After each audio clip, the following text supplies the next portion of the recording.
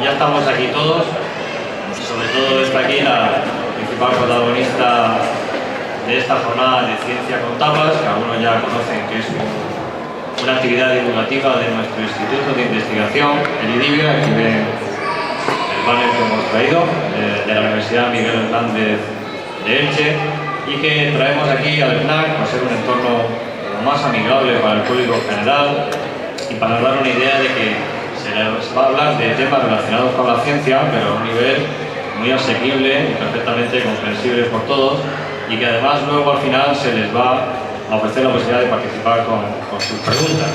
Se les va ocurriendo cosas, recuérdenlas para luego, las hacemos al final porque así es posible pasar un micrófono y que se escuche las preguntas de todo el mundo. Solemos traer una variedad de temas a la Ciencia con Tapas y que de alguna manera tengan que ver, aunque sea indirectamente, con lo que hacemos en el instituto. Y en la biomedicina y la salud siempre han estado presentes en nuestras charlas. Hemos hablado de Alzheimer, hemos hablado de vacunas, hemos hablado de transgénicos, hemos hablado de cáncer. Y hoy, pues dada la actualidad que está teniendo el tema de este último brote de epidemia viral en China, fundamentalmente, nos ha pensado que sería un tema interesante a tratar.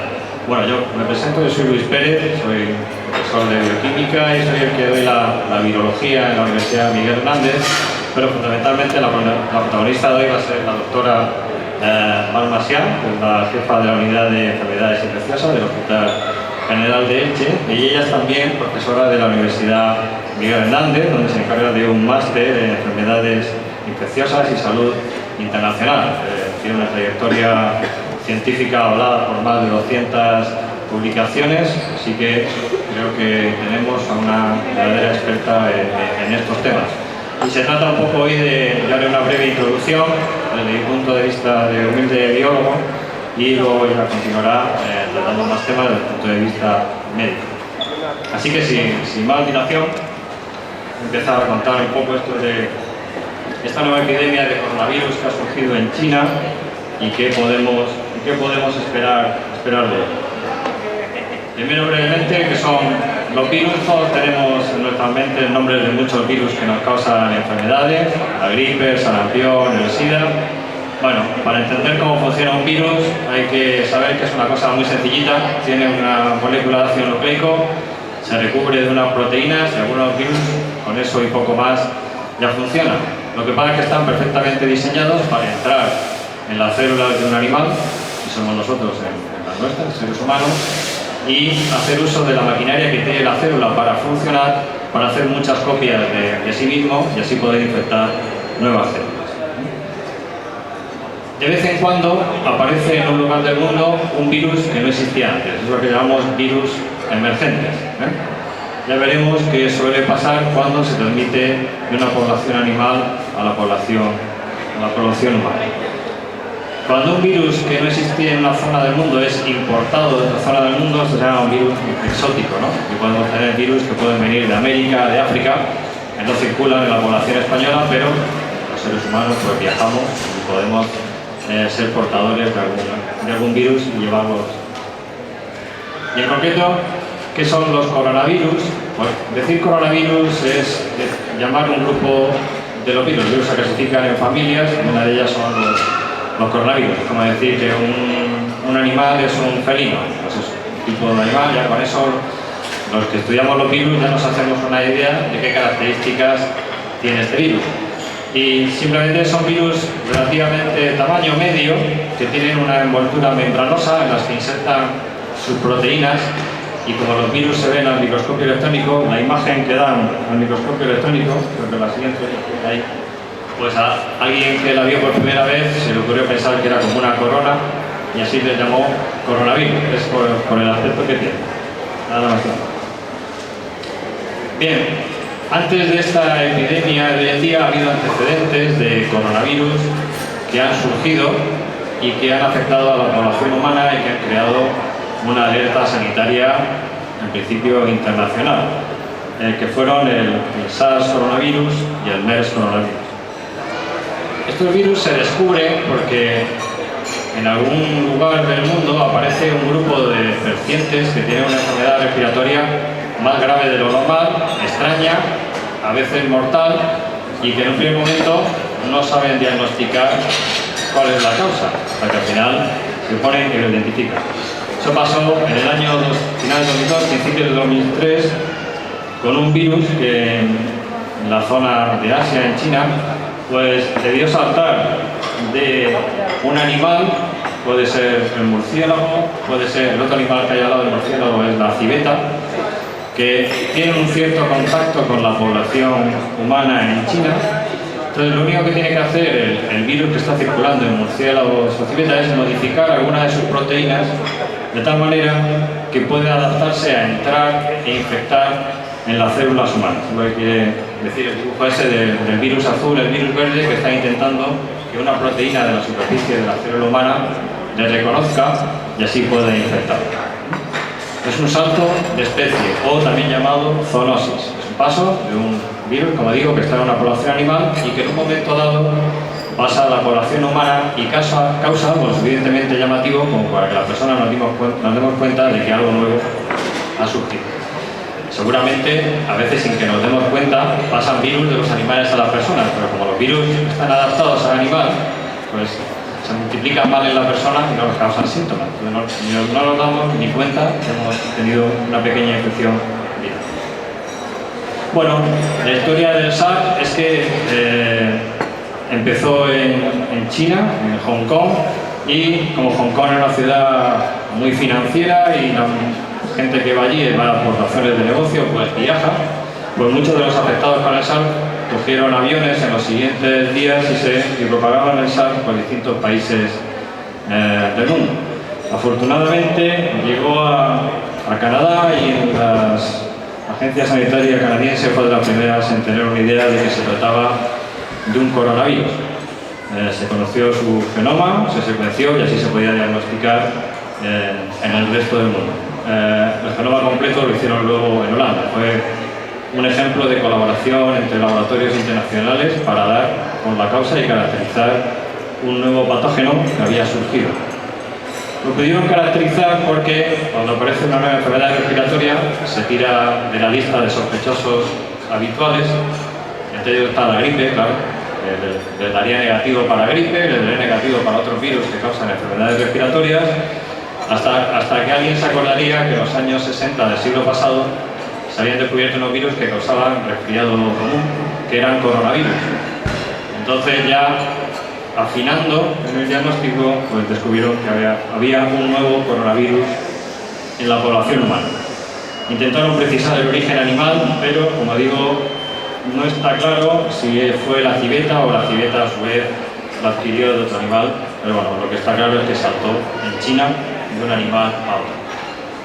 Se conoce todo de esa epidemia, se conoce cuál es el paciente cero y en qué habitación de qué hotel de Hong Kong estuvo y cuáles fueron los primeros pacientes que contagió. O sea, así de avanzado está el seguimiento de estas enfermedades en el siglo XXI. El SARS, lo que sucedió es que una vez que se implementaron las medidas de diagnóstico, cuarentena, aislamiento y sobre todo el personal sanitario, que fue de los primeros en contagiarse cuando no sabían lo que estaban tratando, mascarillas, guantes, batas desechables, pues fue conteniéndose hasta llegar cada vez menos casos, hasta que desapareció. El SARS, ahora llamado SARS tipo 1, se considera ahora que no está presente en la población humana. Digamos, tal como llegó, en unos meses desapareció. Llegó a infectar unos pocos miles de personas y las mortalidades no llegaron a 1000. En unos meses desapareció el epidemia. Así estuvimos, sin ninguna alerta relacionada con coronavirus, hasta que en el año 2012, en un hospital de Arabia, un paciente muere de neumonía. Pues no hubiera pasado gran cosa porque era un paciente, pero el doctor que lo trataba fue muy perseverante en tratar de saber qué es lo que había causado la muerte de este hombre. Le salía todo negativo, pero alguien debió de buscar más en la información que había en la biografía y empezar a sospechar que no era, por supuesto, ni gripe ni resfriado común, pero que podría ser un coronavirus parecido al SARS. Con esa sospecha mandó unas muestras obtenidas de ese paciente pasadas por células de nuevo a Holanda, porque ya sabía, si en Holanda descubrieron lo del SARS, quizás me puedan ayudar a saber qué es esto.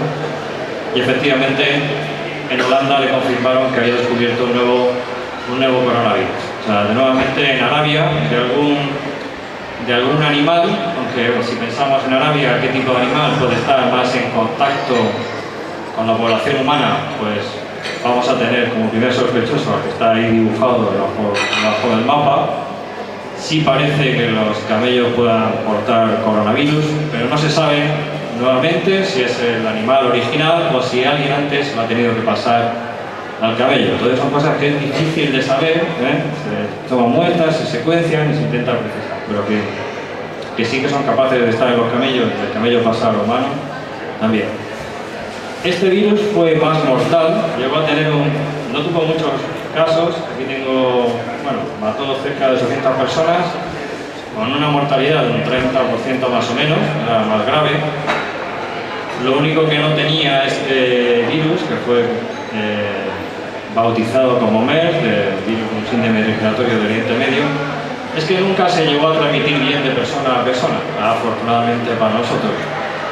Este virus sigue existiendo, pero dada su mala transmisión de persona a persona, no deja de salir de esa zona de la península arábica una vez que ya se sabe qué virus es, con todo su diagnóstico, etc.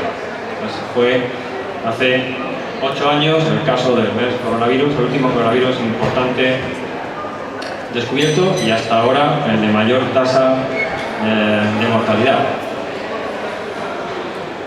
Hasta llegar a diciembre de 2019, enero, donde ha surgido otro nuevo coronavirus. Como digo, esto se descubre porque en un lugar empiezan a aparecer casos de mayor gravedad de la normal y que no se diagnostican como los agentes habituales de enfermedades respiratorias. Uno de los... ahora ya en las herramientas de secuenciación de genomas de virus están muy avanzadas y en cuestión de 2 semanas ya se sabía las secuencias de todo este nuevo coronavirus, que es el que está... Se ve una persona y arriba hay un murciélago y abajo hay un murciélago, pues el de la zona roja de medio, esas son las secuencias del nuevo coronavirus, y enseguida sabían que se parecía mucho al coronavirus que circulaba en murciélagos. O sea, nuevamente el murciélago pasa a ser sospechoso número 1 de haberlo transmitido a personas. Para no alargar mucho, aquí un resumen de lo que han sido, hasta el 16 de febrero, que ya lo había actualizado, pero he perdido la última versión de la presentación. Pero el 16 de febrero, ahora ya sabemos que son más de 7.000 y más de 1.700 y más de 70.000 infectados por el virus, que se ha llamado ahora SARS coronavirus tipo 2, la enfermedad se llama enfermedad coronavirus 19. ¿Y cómo compara con los otros? Pues lo mejor de este virus es que su tasa de mortalidad es la más baja de los coronavirus conocidos hasta ahora, y lo peor es el que mejor se transmite de persona a persona de los 3. O sea, el MERS y este es el que mejor se transmite. Más de los casos de España, si quiere comentar luego. ¿Vale?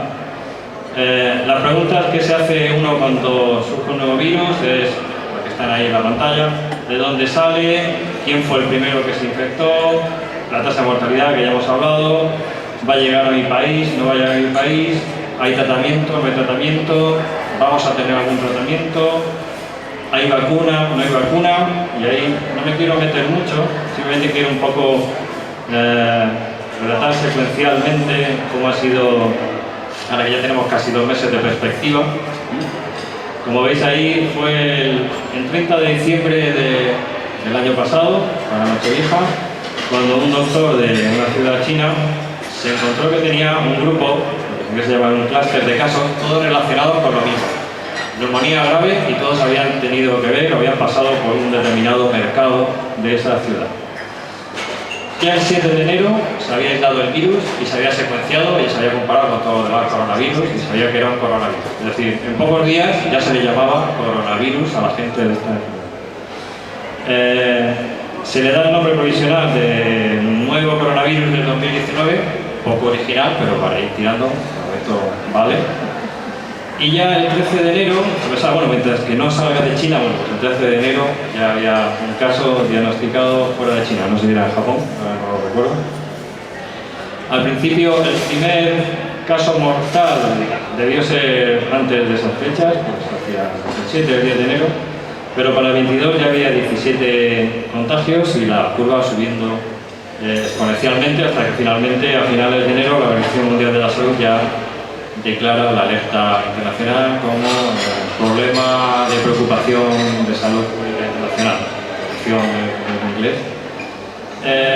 Y finalmente, ahora ya este mes, hace una semana, es cuando ya el Comité de Taxonomía de Virus le da el nombre, que suponemos que ya será el definitivo, de coronavirus del SARS tipo 2, es decir, debe estar muy relacionado con el primer SARS y la noticia.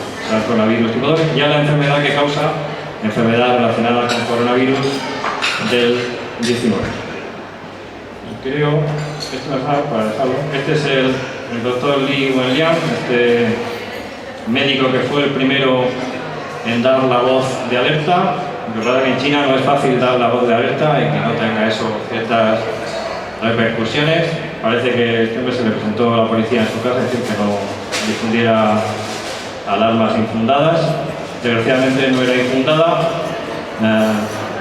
tanto no era infundada que este doctor se contagió y acabó falleciendo hace una semana y pico por este virus, por el coronavirus.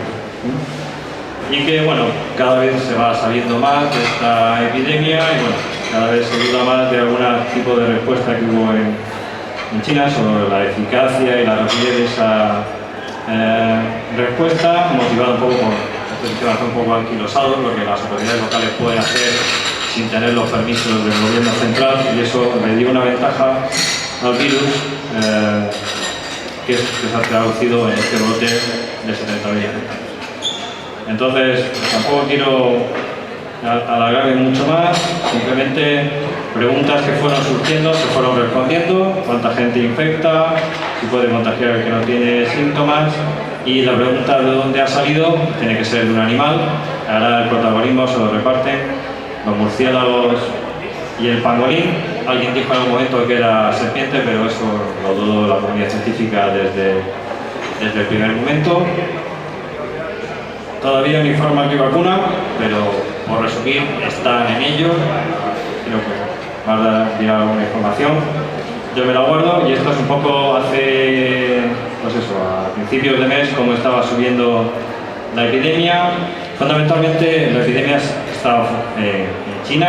Fuera de China, solo Japón es el único país que tiene del orden de cientos de casos, y los demás tienen muy pocos casos. O sea, si ponemos esto en contexto y con los casos de otras enfermedades respiratorias como la gripe, no tiene ni punto de comparación el número de millones de infectados por gripe al año con esto, e incluso el número de muertes. Lo que pasa es que las muertes por gripe muchas son indirectas, no es la gripe directamente la que mata, pero aquí en España acabamos de pasar el pico de gripe estacional de todos los inviernos. La última semana de enero ya estaba en niveles de epidemia, y el año pasado, en 2019, la gripe, de forma directa o indirecta, causó la muerte de 6.000 personas en España. Es decir que, bueno, los virus están con nosotros y, por desgracia, seguirán estando. Yo creo que no me voy a extender más.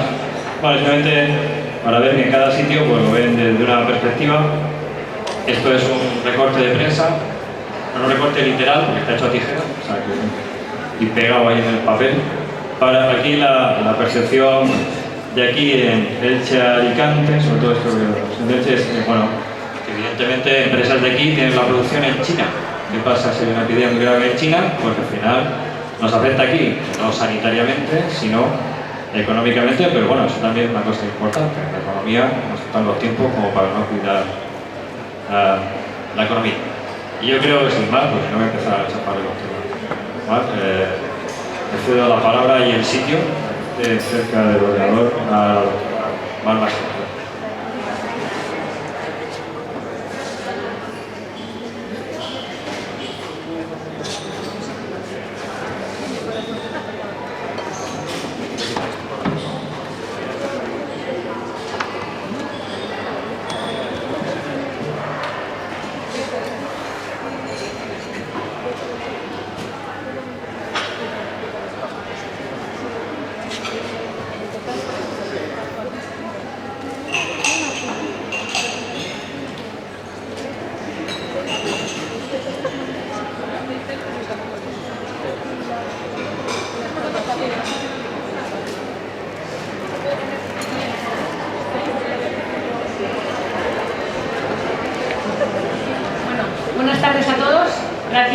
la invitación a Luis y a Miguel. Pues bueno, por esta amable invitación para mí es un honor y un placer estar aquí. La verdad es que en este foro tan amigable no me esperaba yo que esto fuera así, o sea que estoy muy contenta, vamos, de que me hayáis invitado y lo agradezco mucho. Bueno, algunas de las cosas ya las ha dicho Luis, a lo mejor en algo me repito, pero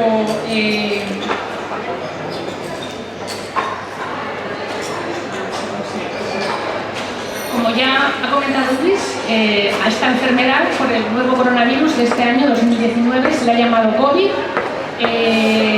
Este coronavirus se ha descrito este año. Inicialmente se le dio un nombre que fue 2019 N de Nobel CoV, de corona y V de virus, y también se le ha llamado de forma coloquial el virus de Wuhan. Pero se decidió ponerle un nombre a la enfermedad que produce este virus, y esto lo decidió la OMS. Y la OMS decidió que quería poner un nombre que no fuera estigmatizante para el país de donde procede y el sitio de donde procede, Wuhan, la provincia de Hubei, que tampoco hiciera referencia a su origen, porque tampoco está completamente claro, y tampoco hiciera referencia a las personas que se afectan con más frecuencia. Quiso poner un nombre que no fuera, digamos, estigmatizante, la OMS. Entonces decidió este nombre de COVID, o sea, de coronavirus, y la ID viene de infectious disease en inglés, de enfermedad infecciosa, o sea que el COVID-19 sería la enfermedad infecciosa producida por el coronavirus, que como ha comentado Luis, ha empezado en China, pero ya se ha extendido a otros muchos países. Al virus oficialmente se le ha llamado virus del SARS-CoV, de coronavirus 2. El SARS también son las iniciales, el acrónimo de síndrome respiratorio agudo severo, en inglés Severe Acute Respiratory Syndrome, que es, como ha comentado Luis, el brote que hubo en 2002 de un virus, un coronavirus que se parece mucho al coronavirus actual. Y por eso tiene una homología que es prácticamente, son muy parecidos, y se le ha puesto por eso el nombre de SARS-CoV-2, porque se parece mucho al virus del SARS de 2002. Y la enfermedad que produce este virus, el SARS-CoV-2, es a lo que llamamos COVID-19, la enfermedad infecciosa. Realmente los coronavirus son bastante frecuentes en el ser humano. Los coronavirus son una cuarta parte, o sea, constituyen una cuarta parte de lo que conocemos como resfriados o catarros, o sea que son virus que circulan en el ser humano y producen habitualmente síntomas leves, pues eso, rinitis, dolor de garganta, décimas de fiebre y tal, que son bastante frecuentes, y de hecho en el panel que tenemos para detectar virus están los coronavirus, porque son virus que normalmente producen sintomatología pero que suele ser leve. El problema es cuando los virus y los coronavirus que habitan y que infectan a los animales a veces mutan y son capaces de infectar a las personas, al ser humano. Entonces ese virus que entra en el ser humano procedente de un animal es mucho más agresivo y produce síntomas más severos que nuestros coronavirus humanos. Entonces por eso hemos tenido este brote nuevo, un virus que ha pasado, como ha comentado Luis, es una zoonosis que ha pasado de un animal al ser humano y que se comporta de forma mucho más agresiva que nuestros coronavirus habituales. Esto ocurrió así, como ha comentado Luis, en 2012 con el SARS de 2002. Es un virus que parece que procedía de los murciélagos, que se transmitió a un huésped intermediario, que eran las civetas, y de las civetas pasó al ser humano. Y ocurrió lo mismo con el MERS, con el síndrome respiratorio de Medio Oriente, en este caso en 2012. También el virus estaba inicialmente en los murciélagos. Del murciélago parece que pasó a un huésped intermediario, que era el camello, y del camello se piensa que pudo pasar al ser humano y producir pues, esta enfermedad que fue bastante grave. En este caso, este nuevo virus parece que también viene del murciélago, y aquí en un huésped intermediario se piensa que ha sido un animal que es el pangolín, que es un animal bastante raro, que está en China y África, y que es una mezcla entre un armadillo y un oso hormiguero. Es un mamífero que tiene escamas, una cosa bastante rara, y que es muy preciado en algunos sitios. Este parece que es el huésped intermediario y que desde aquí, del pangolín, ha pasado al ser humano, este SARS-CoV. Como comentaba, este animal es muy preciado en algunos sitios porque en algunos países piensan que tiene propiedades curativas, que es capaz de curar el cáncer, el acné, diferentes enfermedades. Y es un animal que ya digo, reside en África y en Asia y se ha ido a muchos continentes y se piensa que parte del brote actual puede también provenir de los viajes, digamos, que ha hecho del trasiego de este animal, porque hay mucha gente que pues se lo come, se bebe la sangre, la lengua, la carne, o sea que es un animal que en algunos sitios, bueno, que es muy caro además, o sea que hay culturas que lo tienen como algo muy especial y por lo que pagan mucho dinero. Y ya digo que esto ha sido también parte de origen, se piensa, del problema. Esto ya lo ha comentado también Luis, así que no me voy a extender. Como hemos comentado en el COVID, a fecha de hoy, tiempo actual, pueden traer, a fecha de hoy tenemos 73.300 casos y ha habido 1.874 muertos, y eso supone una tasa de mortalidad del 2%. Hay afectados 29 países, aunque la mayor parte de los casos están en China. Realmente fuera de China hay unos 300 casos de los 70.000, o sea que realmente hay muy pocos afortunadamente fuera. El SARS de 2002 afectó a 8.000 personas y hubo 700 muertes, que supone un 9%, casi un 10% de mortalidad. El MERS de 2012 afectó a 2.400 personas, de las que se murieron 800, y esto supone un 34%. Y ponemos más recientemente el ébola, en 2014, afectó a 28.000 personas y se murieron 11.000 y pico, que supuso un 40% de mortalidad. O sea que realmente es un virus que no tiene una mortalidad alta, pero que sí que efectivamente ha matado a muchas personas porque ha afectado, se transmite como un virus con mucha facilidad y ha afectado a mucha gente. Ya ha comentado Luis lo de coronavirus. Corona es por las espículas, por las, digamos, espigas que tiene el virus, que se llama corona. Y estas espinas hacen que cuando entra en la vía respiratoria, este virus entra por vía respiratoria, o bien por la boca o por la nariz, o por los ojos también, por la mucosa ocular, si nos tocamos los ojos. Entonces se implanta en la vía respiratoria, en los bronquios o en los pulmones, y desde ahí invade las células. Y cuando invade las células, se replica dentro de la célula, utiliza la energía y los materiales de la célula para replicarse. Se replican muchas copias, se multiplican muchas copias, sale de la célula, invade otras células y el moco que tenemos en los bronquios. Y así es como se transmite. En algunos casos, las personas infectadas pueden no tener síntomas, pueden ser síntomas leves o incluso no tener síntomas. Pero en otros casos hay síntomas que oscilan. Es un virus que fundamentalmente afecta a las vías bajas. No da catarro, como otros coronavirus, y como el virus de la gripe, por ejemplo, que es muy típico que se empiece pues, con la garganta, con la nariz. Este virus directamente da síntomas pulmonares, normalmente da tos, dificultad para respirar y fiebre. Eso es lo más frecuente que se ve con este virus. Y a veces se complica y puede dar neumonía. Pero digo, hay pacientes que pueden tenerlo y que no tienen casi síntomas. ¿Qué complicaciones puede haber? Pues la complicación más frecuente y la más grave es un daño pulmonar severo como consecuencia del virus que se llama síndrome de distrés respiratorio agudo, SDRA. Consiste en un encharcamiento de los pulmones, una especie de edema pulmonar, pero que no es por fallo cardíaco, sino por una injuria, un daño severo al pulmón, que puede ser por infección, puede ser por tóxicos, por inhalar una sustancia tóxica o por varias cosas. Y eso hace que los pulmones se rellenen de líquido y no pueda haber intercambio de oxígeno y por tanto pues, la persona que tiene ese proceso pueda fallecer. Y otra causa que es menos frecuente de mortalidad con este virus es el shock séptico por alguna complicación infecciosa con alguna bacteria como consecuencia de la infección viral que produce pues, una bajada brusca de tensión y también pues, puede ser mortal este cuadro. Pero lo más frecuente como complicación grave que origina mortalidad es el síndrome de distrés respiratorio. ¿Y cómo se transmite? Pues es un virus que se transmite por gotas respiratorias, de secreciones respiratorias, casi siempre al toser o estornudar, emites gotas que están en la tráquea, en los bronquios, si toses fuerte o si estornudas. Así es como se transmite. Y también cuando estas gotas caen en las superficies y alguien toca esa superficie. Parece que el virus puede vivir unas horas, hasta 24 horas, en superficies. O sea, eso es otra de las fuentes, son las dos fuentes de transmisión. Transmisión por gotas, son gotas grandes, o sea que son gotas que pesan. Ahora veremos que más o menos pueden avanzar hasta 1 metro, 1 metro y pico, esa es la distancia que recorren. O si lo que yo toso cae en una superficie y luego otra persona la toca, o yo toso encima de alguien, de su mano, y la persona esa pues se toca la boca o la nariz o los ojos. Y también se sabe que el virus se excreta en las heces.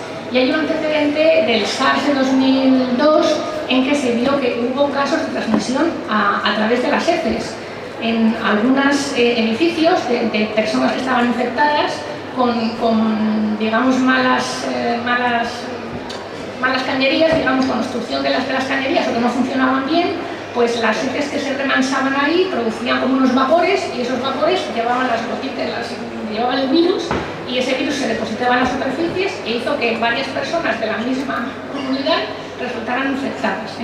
Ahora se está estudiando también esa posibilidad en este virus. No está claro, pero se piensa que podría ser también un mecanismo de transmisión, pero fundamentalmente gotas respiratorias y contacto. El periodo de incubación medio son más o menos 4 o 5 días. Oscila entre 2 y 14 días y la media más o menos son 5 días, desde que entras en contacto con el virus hasta que empiezas con los síntomas. Se ha descrito en un paciente hace poco hasta 24 días de incubación, pero ahora se piensa que este paciente probablemente se reinfectó, se había infectado primero y se volvió a infectar después, o sea que no hay una incubación excesivamente larga, es como 4 o 5 días. Y lo que también se ha dicho en algún momento es que las personas que no tienen síntomas pueden contagiar. Esto la verdad es que se piensa que no es así. Si se transmite es poco frecuente y es difícil. Por dos cosas, porque las personas que no tienen síntomas suelen tener menor carga viral, menos virus en sus secreciones, en su sistema respiratorio y por tanto transmiten menos porque son menos virémicas, y también porque las personas que no tienen síntomas no tosen y no estornudan y por tanto no pueden, es más difícil que transmitan el virus. O sea que realmente es poco probable que alguien que no tenga síntomas, quienes contagian de verdad son las personas que tienen síntomas y que tosen y que transmiten el virus. Hay un parámetro que se utiliza que es la velocidad, el número reproductivo, que se llama R0, que indica la velocidad de propagación del virus. Entonces se dice que el número reproductivo es de 1 cuando una persona contagia a una persona. Y el número reproductivo se dice que es de 2 cuando una persona es capaz de contagiar a 2 personas. Entonces, si tenemos un número reproductivo de 0, pues la epidemia tiende a desaparecer. Nadie transmite a otras personas y por tanto la epidemia se controla y se desaparece, se resuelve. Si el número reproductivo es 1, la epidemia se mantiene estable, ni sube ni baja. Y si el número reproductivo es de más de 1, es cuando se produce el incremento de casos de forma progresiva. Este virus se sabe que tiene un número reproductivo entre 2 y 2,5 en la actualidad. Para poner ejemplos, por ejemplo, el sarampión, que es una enfermedad que todos conocéis, pues tiene un número reproductivo entre 12 y 18, o sea, es muchísimo más transmisible, como veréis. La difteria también, el SARS también era más transmisible, de 2 a 5. La influenza, no hablamos de la gripe normal, sino la gripe española, la gripe pandémica, por ejemplo, la influenza que hubo pues, en el 18, que mató a una cantidad brutal de población, esta tiene también como este virus, entre 2 y 3. O el ébola, por ejemplo, tiene entre 1,5 y 2,5, o sea que este está un poco así acabado. Hay personas que se sabe que han propagado más la infección, que son más propagadoras. Esto no se sabe si es porque son más virémicas, portan más cantidad de virus en sus secreciones y por tanto transmiten más, o si porque son personas que tienen muchos contactos y están expuestas a mucha gente y por eso también pues, han sido capaces de transmitir a muchas otras. Esto es como una media, hay personas que no transmiten casi y otras que transmiten mucho. ¿Cómo lo estamos diagnosticando? Pues con una técnica molecular, que es una técnica que se llama reacción en cadena de la polimerasa, una PCR, que lo que hace es detectar el genoma del virus, el ARN, los genes del virus, con una pequeña cantidad lo puede detectar, es una técnica muy sensible, y esto se detecta pues tanto en el esputo, el paciente expectora, se puede coger una muestra con una torunda, con un algodoncillo, un bastoncillo de la nariz y de la garganta, que también se puede diagnosticar, o se puede hacer un lavado transarticular, hacer una broncoscopia y coger al paciente directamente muestras de las vías bajas, o en suero también, en sangre también se puede detectar este virus con una serología normal, con anticuerpos frente al virus. Estas son las formas que se está diagnosticando, aunque el método fundamental es la PCR. técnica esta molecular. Tratamiento. Pues el tratamiento actualmente fundamentalmente es de soporte, porque no hay ningún tratamiento actualmente específico dirigido concretamente al virus. Lo que se está haciendo es dar a los pacientes fluidoterapia, sueros, oxigenoterapia cuando necesitan, incluso soporte ventilatorio, respiración mecánica, que puede ser invasiva o no invasiva, porque hay que intubar a los pacientes porque hay veces que hacen neumonías graves que afectan a los dos pulmones y que necesitan el soporte ventilatorio. Y aunque no hay fármacos específicos, sabemos que hay fármacos que son activos frente al virus. Por ejemplo, la cloroquina, que es un antimalárico que conocemos de muchísimos años, que es un fármaco muy poco tóxico y que tiene actividad frente a este virus, frente a los coronavirus. Hay un fármaco que es lopinavir ritonavir, que es un fármaco para el VIH, que hemos utilizado mucho, durante muchos años para los pacientes, ahora ya no lo usamos porque hay fármacos nuevos que son mejores, pero este tiene actividad también frente al coronavirus. Y recientemente se ha utilizado con éxito en América del Norte, en el primer paciente que tuvieron, un fármaco que se llama un inhibidor de la polimerasa, que es remdesivir. Este fármaco se utilizó para el ébola. Para el ébola parece que no funcionó muy bien, funcionó la verdad es que bastante mal, pero parece que para este coronavirus, por lo menos en este paciente de Estados Unidos, que era un paciente que iba mal, le pusieron este fármaco y fue bien. O sea, es un fármaco que en principio podría ser una esperanza. Se han empezado a hacer ensayos clínicos con este fármaco en China a gran escala, a ver si puede ser una herramienta útil para tratar el virus. Actualmente no hay vacunas específicas, están de todas formas varias en marcha. Ahí pues se ha puesto por parte de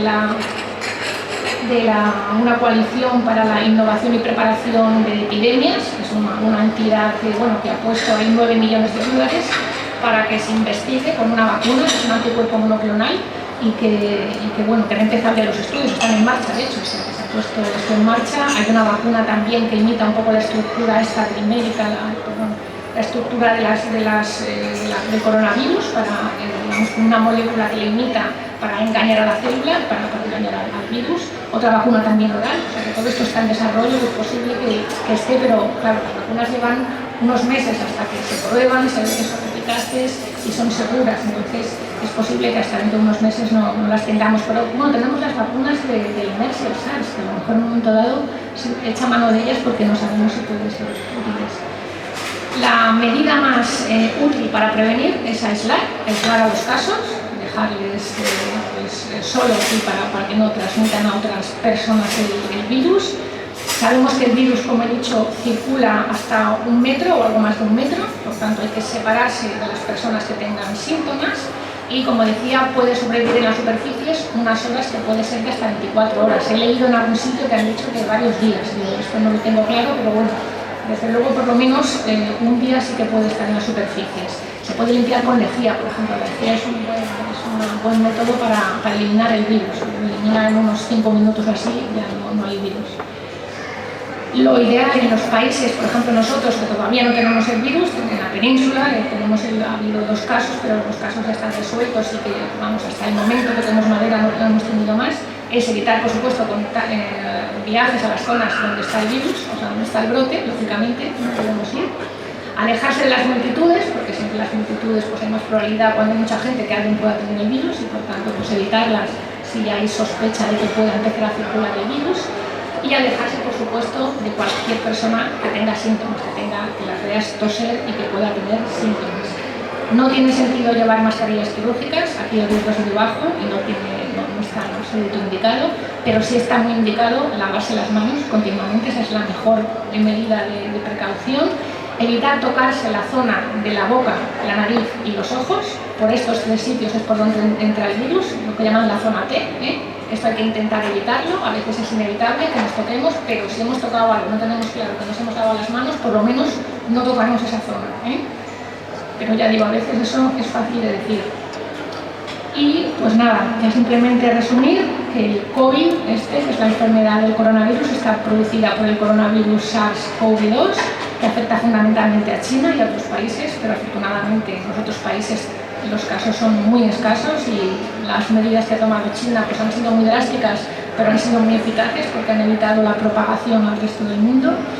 que los síntomas que produce normalmente son fiebre, tos y dificultad respiratoria, y que a veces se complica con neumonía y con síndrome de distrés respiratorio del adulto. El tratamiento es de soporte, pero hay un fármaco que es remdesivir, que puede ser activo frente al virus, y que para prevenir lo fundamental es el lavado de manos, evitar viajes a zonas que tengan el brote, alejarse de las multitudes y evitar tocarse la zona T. Y básicamente esto es todo lo que quería contaros.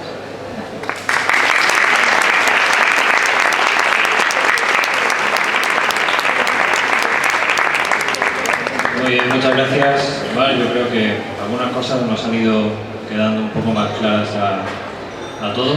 Que no hay que imaginarse un murciélago tosiendo, que no se transmite así de animal a personas, que un animal cautivo en una jaula pues deja muchos restos de heces, saliva, orina, y eso tiene carga viral. Se puede transmitir de muchas maneras. Lo que has contado del SARS, sí, me acuerdo que algunos de estos virus que causan estas enfermedades tan severas es que algunos no se quedan solo en el sistema respiratorio, sino que aparecen en el tracto digestivo. Por eso decías tú que se podían transmitir por las heces. Algunas cepas de SARS era tremendo donde aparecía en el paciente. Pero fundamentalmente, como ha dicho la doctora Marmesía, es por aerosoles, por la vía respiratoria. Bueno, seguro que tienen dudas y cuestiones, y usaremos un micrófono. El que quiera apuntar, que levante la mano y le pasamos un micrófono.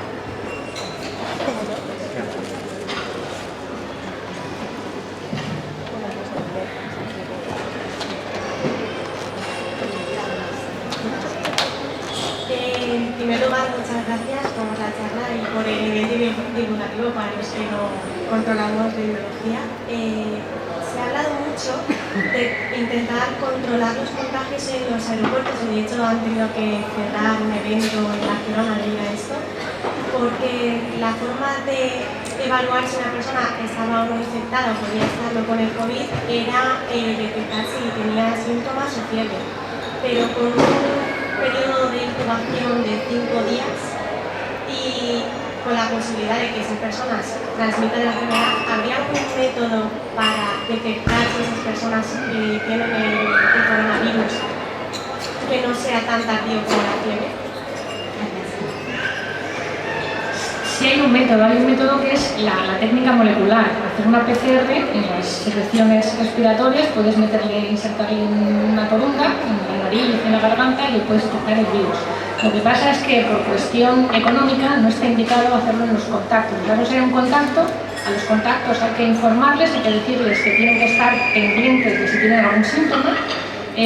Porque tú supongo que te refieres a que vienen de países donde estaba el virus, ¿no? Si esas personas están asintomáticas, las instrucciones, porque eso sí, hay que decir que tenemos instrucciones continuamente del Ministerio, de Consellería, de cada semana se actualizan, nos han reunido en el hospital, en Consellería y tal, o sea que estamos todos como muy preparados para esto. Entonces, en principio está indicado que si hay un contacto y el contacto está asintomático, hay que informarle de que puede desarrollar síntomas y decirle que si tiene síntomas se quede en su casa y que llame, tiene que llamar a Sanidad Pública, y Sanidad Pública lo remite o al hospital o dice que se quede, o las instrucciones que sean. Se podría, por supuesto, en ese caso, y a lo mejor detectarías el virus, pero por cuestión probablemente de gasto que puede suponer que a todo el mundo que haya estado en proximidad, hombre, por lo menos en España, a lo mejor ahora lo podemos hacer con los casos iniciales, pero nos han dicho que no, o sea, las instrucciones son que se queden en su casa, o sea, bueno, que hagan vida normal, que se queden en su casa si tienen síntomas, o sea, que los contactos en principio no tienen que estar restringida su circulación. Tienen que intentar no relacionarse con mucha gente si es posible, pero pueden ir a trabajar y pueden hacer vida normal. Y por supuesto, si en algún caso se quisiera hacer, se podría tomar muestras y podríamos saber si tiene el virus o no. Sí, en relación al Mobile Congress, no se ha cancelado porque una autoridad sanitaria haya dicho que es peligroso para la salud pública. Se ha cancelado porque una serie de empresas han cancelado su participación, y entonces alguien ha decidido que se cancelara. Y en relación a eso, que hay, como ha dicho la doctora Manosa, se dispone ya del diagnóstico específico de este coronavirus, y hace una hora, de lo que tiene Iralatec, me he enterado de que aquí en Alicante se ha utilizado solo una vez hasta ahora con una ciudadana china y que ha dado negativo. normalmente se supone que nosotros no estamos expuestos al coronavirus, no se va a usar ese kit de PCR para diagnosticar. Vale, gracias. Pero, pregunta por ahí.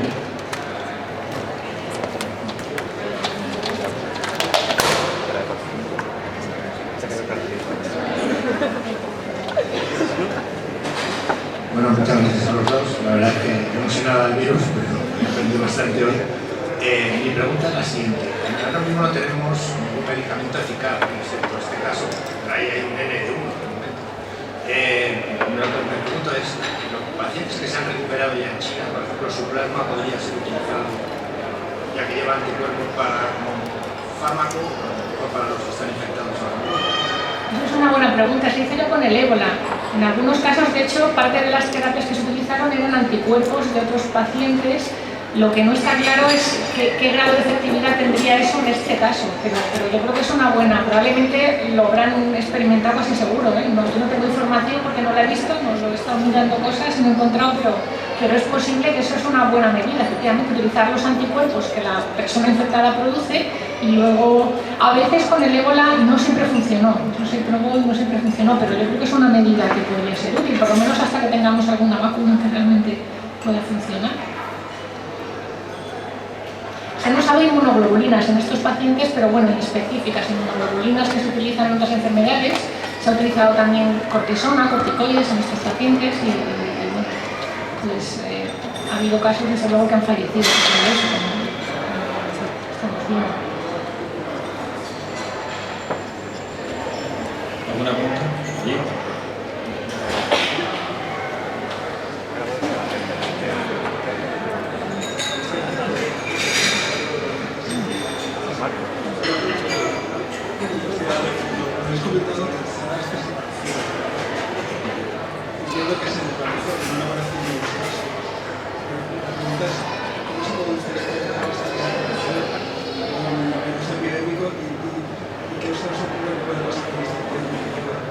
Bueno, la desaparición es que si un virus ya no se transmite demasiado bien a persona, además se va como atenuando su virulencia y además se le van cortando los posibles contagios porque cada paciente se le va aislando. Al final el virus no tiene dónde ir y es eliminado del cuerpo y se acaba la infección. Lo que no sabíamos es que había otro primo hermano del SARS, por ahí en otro animal ahí en China, que iba a volver a surgir, pero el SARS tipo 1, el tipo ya desapareció de la población humana. Seguro ha pasado con otros virus, a diferencia de nuestra clásica gripe, que esa no hay forma de que desaparezca de nuestra población. Simplemente por aislamiento y cortando los contagios.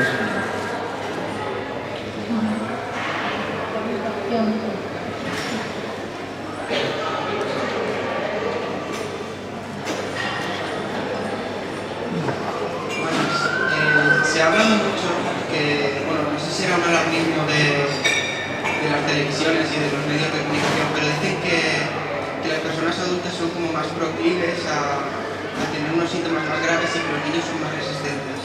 ¿Hasta qué punto eso está demostrado o es cierto? No hay evidencia de que sean más resistentes. Es verdad, os he comentado que las personas que más, digamos, donde más incide, donde más se complican, es las personas de más de 50 años, las personas fumadoras y las que tienen alguna otra comorbilidad, las que tienen otras enfermedades. Estas personas están más predispuestas. De hecho, casi todos los casos más serios que han ingresado eran 2/3 personas de más de 50 años. O sea que parece que sí que, digamos, tienen peor evolución y más gravedad las personas de más edad. Y otra cosa que es curiosa es que no hay casi niños, hay muy pocos niños. Por lo que sea, este virus tiene más tendencia a afectar a gente adulta que a niños. Pero no es más resistente, lo que pasa es que se complica más y va peor, claramente da más complicaciones, pues lo que digo, el síndrome respiratorio del respiratorio, del adulto, shock, insuficiencia respiratoria que requiere intubación. Esto ocurre más en la gente de edad más avanzada, eso es así. Sí, los niños no es que sean especialmente más sensibles a más enfermedades, sino que su noción de la higiene es un poco distinta y como chupan, tocan, eso pues se contagian contagian más. Entonces, por eso extrañaba que en esta epidemia había relativamente pocos casos de niños. No sé, como los niños chinos son muy pulcros y organizados. No sé.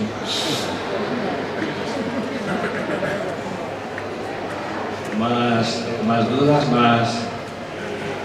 más cuestiones. Yo le voy a preguntar, aprovechando hablando de este coronavirus, ¿ha habido alguna alarma luego descartada de alguna importación de virus exóticos como el Zika a la Comunidad Valenciana? En esos casos, ¿algún protocolo de actuación? Sí, bueno, eso es algo que estamos siempre detrás. Hasta ahora no hemos tenido, pero es probable que tengamos, pero tenemos el mosquito, que es el vector. Entonces, estando el mosquito, si alguien tiene, es el mosquito tigre, si alguien tiene Zika, que viene de una zona donde hay Zika, y le pica a un mosquito tigre, pica a los que estamos aquí, pues podemos tener casos autóctonos, igual que ha habido casos autóctonos de chikungunya y de dengue, o sea que eso puede ocurrir en algún momento. Hombre, estos virus tienen la ventaja de que son virus que normalmente no se complican, que Zika pues da fiebre y sintomatología pues que causa molestias, pero que no son graves. Pero, salvo que estés embarazada, claro, si estás embarazada es otro problema, eso sí que puede ser un problema serio. Pero es verdad que yo creo que es algo que para lo que tenemos que prepararnos, porque es posible que en unos años eso sí lo tengamos aquí, Zika, dengue, chikungunya, porque tenemos el vector, y una vez que tienes el vector, pues es fácil que pueda llegar un momento en que podamos tener ya casos aquí.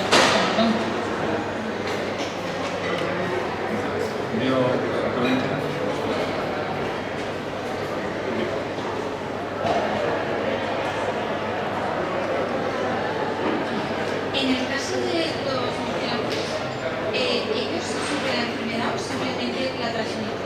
Para los animales, hemos reconocido que la enfermedad, los síntomas que tienen esos animales para poder, o sea, si tienen una resistencia a ese virus, se puede sacar una vacuna desde ese momento.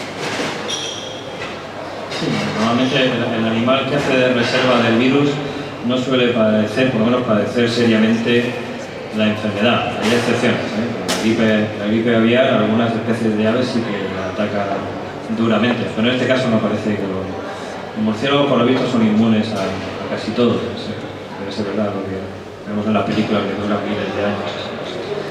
No, pero a los murciélagos no les afecta, entonces simplemente tienen su carga viral y viven con ella, y de vez en cuando, pues a través de la saliva, las heces, la orina, acaba transmitiéndosela a otro animal y de ahí a humanos o directamente a humanos.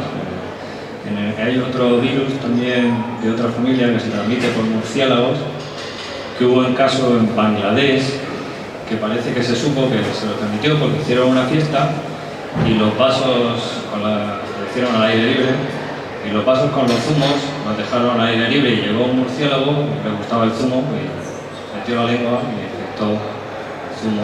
Es una forma de transmisión murciélago-persona directamente, no pasa por ningún vector. O sea, si un virus como ese animal puede superar, si se comunica, si tiene encima, proteína para... Utilizar al murciélago para tener pistas de cómo luchar contra la enfermedad.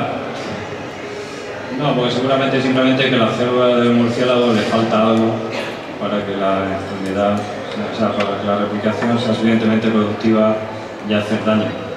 Nuestras células son diferentes, entonces, ¿cómo se produce el salto de murciélago a humano? Porque estos virus, con no muchos cambios en alguna de sus proteínas, ya pueden entrar y infectar las células humanas. Entonces, eso es lo que sucede.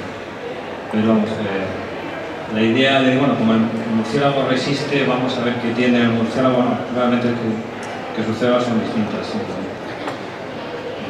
Como una rata seguramente resistiría al coronavirus, ¿no? Porque son células de alrededor, no son del primato. Es por el salto de especie. El salto de especie es complicado, sí. Para el virus, saltar de una especie a otra supone una selección de aquellos que han tenido esos cambios en su proteína y pueden infectar la nueva especie. Por eso normalmente se transmiten bastante mal en la nueva especie, no en este caso. Por lo visto ya ha adquirido las mutaciones que hacen falta para la normalidad.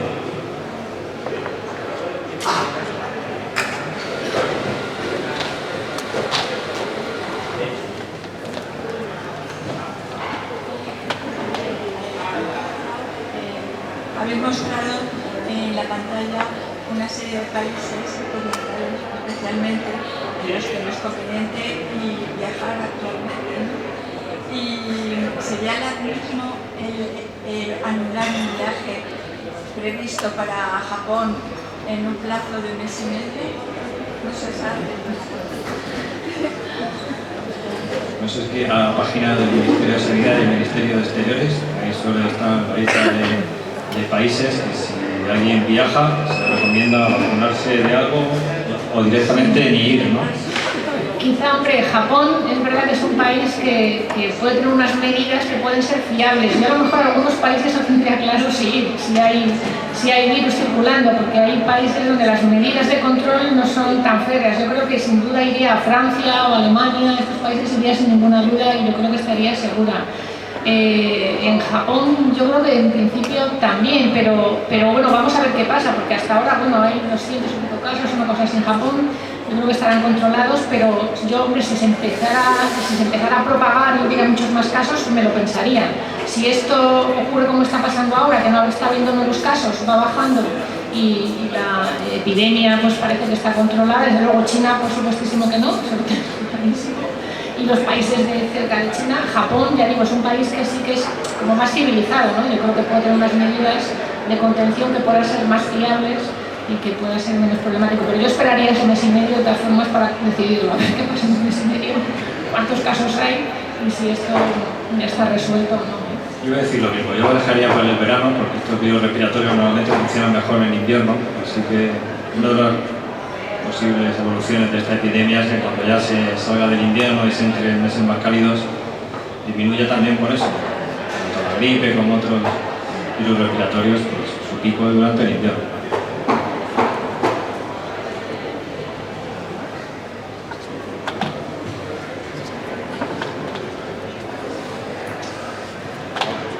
Yo tenía dos preguntas. Una es, las mutaciones que se dan normalmente son siempre en las proteínas del exterior del virus o en algún otro tipo de proteína. Sí, claro, en la proteína de la espícula, que se llama proteína S. Hay dos regiones ahí que ya las conocen los expertos en coronavirus, que es donde tienen que producirse las mutaciones para que se adapte al receptor de las células que tapizan los epitelios respiratorios humanos. Entonces, se conoce la molécula AEC2, algo así creo que es. Y la segunda es que, referente a lo de Japón, ahí hace cuántos años hay 200 casos de infectados, ¿no? Pero no hay ninguna muerte, que se sepa, ¿no? ¿Cuál es la tasa de mortalidad fuera de China? Eso yo creo que es importante, aunque no hay muchos datos para... Pues ahí, como nosotros, van variando día a día. Varían a dos, ¿no? Son 2%, tiene que haber dos muertos en teoría. Sí, pero todavía a lo mejor no ha pasado, porque pero no, es que me refiero que claro, los datos que ha dado China, de repente en una semana aparecieron 14.000 infectados y 300 muertos más. Entonces, no sé hasta qué punto son fiables. Es cierto que yo creo que las tasas de mortalidad, hasta que no haya pasado más tiempo y tengamos... Y no sé si en China efectivamente vamos a poder tener buenos recuentos, porque es verdad que han cambiado el sistema, como dices, y de pronto ha subido un montón el número de casos, pero es verdad que claro, no sabemos si se declaran todos, incluidos los muertos, los casos que están afectados y los muertos. Hombre, siempre las previsiones eran que podía haber menos mortalidad, porque había muchos casos que no se hubieran declarado. Pero es verdad que también se puede haber muerto gente que no se declare, ¿no? Que se muera en su casa, que se muera en el campo, y que no nos enteremos, ¿no? Claro, o sea, es verdad que... En estos epidemias normalmente la mortalidad se sobrevalora porque no se tiene en cuenta el que ha pasado la infección y como ha sido como un resfriado no ha pasado como infección de coronavirus. O sea, puede haber más casos de los que realmente, pero sin embargo que al principio se confunden o solapan mucho los síntomas con un resfriado común, una gripe normal, por ahí. Respecto a la proteína, ¿hay estructuras? ¿Se conoce esa estructura a nivel molecular? Todavía no.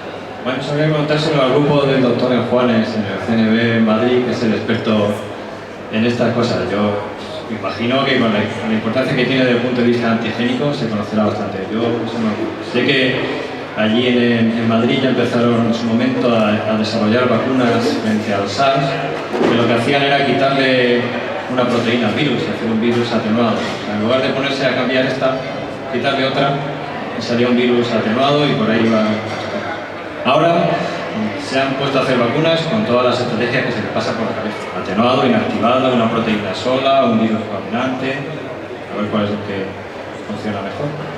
Como ahora les van a facilitar hacer los ensayos clínicos en personas, dada la emergencia sanitaria, pues cosa que pasa. Muy bien, ¿alguna pregunta, comentario? ¿Sí? No, simplemente, bueno, gracias por la charla. Bueno, he visto que Rusia ha prohibido la entrada a personas chinas en el país. Entonces, tú que estás más al día de cómo va evolucionando, ¿es que es una medida exagerada o de qué manera se podría justificar en su caso? Lo que he leído es que como que hay mucho flujo de población de China a Rusia. Entonces, nada, quería que me dieras tu opinión y si podríamos llegar a ver más cierres de fronteras. Es que me he quedado bastante sorprendida, la verdad. Yo creo que es una medida muy drástica, yo creo que eso es políticamente muy correcto, puede ser una medida eficaz, pero yo creo que no se puede hacer así. Hombre, es verdad que estas personas deben estar vigiladas, porque de hecho ahora nosotros se ha cambiado la definición de caso sospechoso, hasta ahora eran las personas que venían de la provincia de Hubei y ahora son cualquier persona que venga de China que tenga síntomas severos y graves como para merecer ingreso. Eso se considera también caso sospechoso. Entonces es verdad que cualquier persona que venga de China potencialmente puede ser portador del virus. Yo no sé si, claro, una medida tan drástica como no dejarla entrar, pero sí que a lo mejor a esa persona pues mantenerla como un caso, como en esos casos de contactos, que puede haber habido contacto, y tenerla vigilada y saber que en cualquier momento, si esa persona tiene síntomas, pues tiene que ponerse en contacto con un médico, o sea, con un, salud pública en teoría o con su médico y consultar rápidamente, porque es verdad que, hombre, yo creo que estas medidas, es verdad, han funcionado. Está claro que esto que ha hecho China, que solamente lo puede hacer una dictadura como China, de cerrar las fronteras completamente y evitarse. Rusia, digo China, que no deja que salgan. Ah, vale. Rusia no deja que entran, pero que yo creo que es excesivo, efectivamente. Yo creo que no se puede vetar así, bueno, a no ser eso, que venga alguien ya con síntomas y que diga, bueno, pues vamos a mantenerle aislado y nos dejamos hasta que tengamos claro, dejamos en cuarentena a esta persona. Pero bueno, que aún así yo creo que no se pueden tomar medidas así tan sumamente drásticas, pero bueno, sí que tener una cierta vigilancia. Yo sí que creo que es importante evitar que se transmita de unos países a otros, y yo creo que tiene que haber alguna medida de contención de las personas, por lo menos sintomáticas. Eso yo creo que sí que es razonable, ¿no? Y otro, pues eso, informarles y tener a esas personas un poco, ¿no? Estar un poco encima de ellas. Como que hay demasiado miedo para la mortalidad. Que hay mucho miedo para la mortalidad que tiene el virus. Sí, bueno, no, hombre, el miedo es que salga, porque claro, que se transmite y que salga ya a otros países y que en otros países también sea una pandemia. Claro, realmente la mortalidad no es muy alta, pero es un 2%, que no es despreciable, que la gripe estacional tiene una mortalidad de 0,1%, o sea que es mucho más que una gripe lo que tiene esto de mortalidad, que tampoco tenemos que decir, bueno, no pasa nada, no, sí que pasa, o sea que hay que intentar contener esta pandemia, esta posible pandemia que se puede convertir en una pandemia. Yo creo que a veces esas medidas pueden ser, hombre, políticamente incorrectas, pero alguna medida hay que tomar. O sea, yo creo que la gente, si entra, yo creo que tiene que tener unas condiciones y saber que tiene que ser responsable, y si no, tenerla un poco controlada, y si tiene síntomas, obligarle a que se aísle y obligarle a que por lo menos se le detecte el virus y que podamos saber si estamos ante casos para evitar la propagación por todo el mundo. Ahora ya no hay fronteras, ahora con la globalidad es que ya es muy difícil que algo, pues eso, con los viajes se convierta, es muy fácil que se convierta en una pandemia rápidamente si no hubieran tomado medidas tan drásticas. Pero es cierto que yo estoy de acuerdo contigo, para cerrar y evitar que ningún pasajero chino entre, yo creo que es excesivo, ¿no? Si está bien, ¿no? Sí. No podemos tener una bola de cristal para predecir qué va a pasar con esto, pero no es un escenario probable que se establezca en la población humana y se convierta, pues, como la gripe, pero eso, en lugar del 0,2% de mortalidad, 2, o sea, 10 veces más mortalidad. Seguramente, aparte de que el virus tendería a atenuarse, es que con el 2% de mortalidad van a salir vacunas y fármacos, con lo cual el virus no va a poder mantener esa mortalidad en la población. O sea, que eso no parece que sea el escenario a producirse. Sobre lo de la gripe aviar. El virus respiratorio más mortal que existe es la gripe aviar. serotipo que llega al 40%, pero nunca ha llegado a propagarse bien, bueno, nada de persona a persona. De momento. Sí, pero gripe aviar lleva habiendo desde hace ya más de 20 años y nunca ha surgido ese mutante o recombinante que sea capaz de transmitirse como la gripe nuestra con la virulencia de la gripe aviar. O sea, no es tan fácil. Yo quería preguntar por qué los virus de origen zoonótico parecen ser más virulentos que los que tenemos de forma común en la población. ¿Los de origen animal? Por ejemplo, lo que hemos visto. Sí, pues no sé, primero porque no tenemos seguramente ninguna inmunidad previa contra ellos, con lo cual nos pilla totalmente de nuevas, pues nuestro sistema inmune no tiene ninguna memoria y porque todavía no han estado con nosotros suficiente tiempo como para estabilizarse su virulencia y su capacidad de transmisión. Y porque como han estado en otro animal, nosotros somos a veces una calle sin salida, simplemente un accidente. ¿Qué le pasa? Eso, porque alguien se ha contagiado solamente la zoonosis al principio tiene mortalidades superiores a los virus que están tradicionalmente en la población. Lo que parece que pasa con el VIH. El VIH antes era mucho más agresivo de lo que es ahora. Aparte de que ahora hay buenos tratamientos, es que el salto de especie, claro, es un virus para que el ser humano está preparado, no tiene ningún sistema inmunitario, no tiene defensas y actúa de forma mucho más agresiva y más rápida que probablemente la gente que se infecta ahora. La gente que se infecta ahora, incluso sin tratamiento, pues tarda más en inmunodeprimirse y no va tan rápidamente mal como antes de los pacientes. O sea, que siempre que hay un salto de especie, el organismo tiene que adaptarse y eso lleva tiempo y hasta entonces pues el virus es muy letal habitualmente. La última pandemia de gripe, la llamada gripe A de 2010, un salto de cerdo a humano. He estado 60 años en el cerdo hasta que volví otra vez. ¿Hay más cosas? Bueno, pues vamos a ya cerrar el acto, dando las gracias a la doctora Balmaseda por haber participado, por haberse dado a participar de la exposición, y a todos ustedes por haber venido hoy aquí a acompañarnos.